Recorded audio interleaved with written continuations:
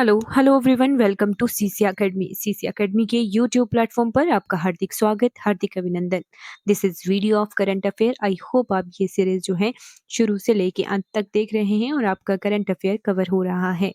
आज का पहला क्वेश्चन है, recently which state has become the first state to launch sabbatical leave scheme for government employees? हाल ही में कौन सा राज्य सरकारी कर्मचारियों के लिए औपचारिक विश्राम अवकाश योजना शुरू करने वाला पहला राज्य बन गया है? तो इसका सही ऑप्शन है ए, Sikkim. Second question is, in July 2025, the GST collection of the central government has increased by 7.5% to how many lakh crore?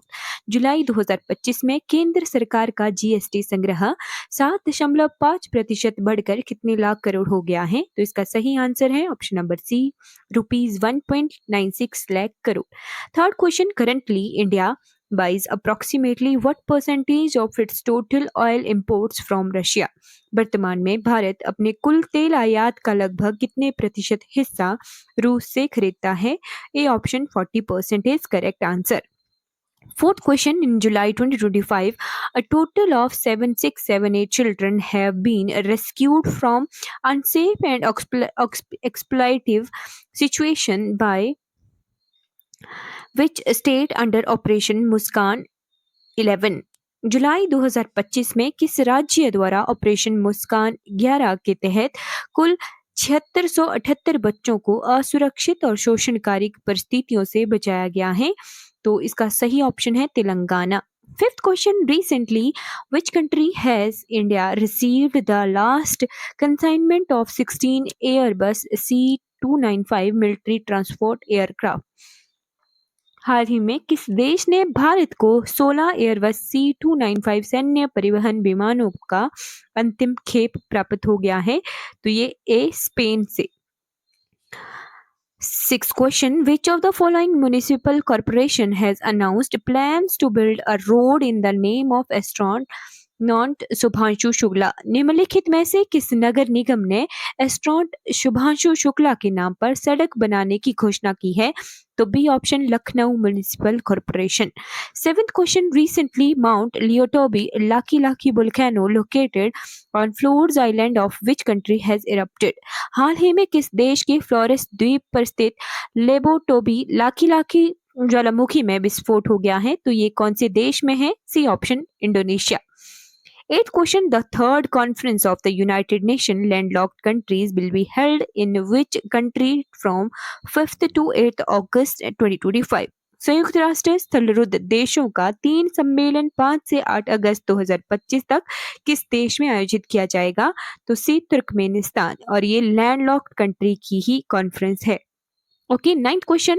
Recently, SpaceX has sent a joint astronaut team to ISS under the Crew 11 mission of which agency? हाल ही में SpaceX ने किस agency के Crew 11 mission के तहत ISS के लिए संयुक्त अंतरिक्ष यात्री का दल भेजा है? तो बी ऑप्शन, नासा इसका सही आंसर रहेगा। 10th question, according to the government data, GST refund has increased by 66.8% on an annual basis to how many thousand crore rupees? सरकारी आंकड़ों के अनुसार जीएसटी रिफंड वार्षिक आधार पर 66.8% बढ़कर कितने हजार करोड़ रुपए हो गया है? तो इसका सही ऑप्शन है डी, 27,147 करोड़। 11वां क्वेश्चन है, who has recently unveiled the official mascot of the Asia rugby under 27 championship? हाल ही में किसने एशिया रग्बी अंडर 27 चैंपियनशिप के आधिकारिक शुभांकर का अनावरण किया है? तो इनका नाम है श्री नीतीश कुमार। बी ऑप्शन सही है। 12th question, when has the election commission of India announced the election schedule for the 17th vice presidential election? Bharat का निर्वाचन आयोग ने जो है 9 सितंबर को ये निर्वाचन हो गया है और सीपी राधाकृष्णन हमारे नए उपराष्ट्रपति चुने गए हैं। तो इसको 9 सितंबर को इलेक्शन हुए और इनका नाम भी आप नोट कर लीजिएगा, सीपी राधाकृष्णन हमारे जो नए वाइस प्रेसिडेंट यानी उपराष्ट्रपति चुने गए हैं। 13 question, Fitch rating has reduced India's GDP forecast for the current financial year to how much? Fitch ratings के चालू वित्त वर्ष के लिए भारत के जीडीपी अनुमान को घटाकर कितना कर दिया गया है? तो इसका सही ऑप्शन है D 6.3%. 14th question, where has the high level investor round table been organized in August 2025? अगस्त 2025 में कहाँ उच्च स्तरीय निवेशकों की गोलमेज बैठक आयोजित की गई है? तो सी ऑप्शन बेंगलुरु सही रहेगा.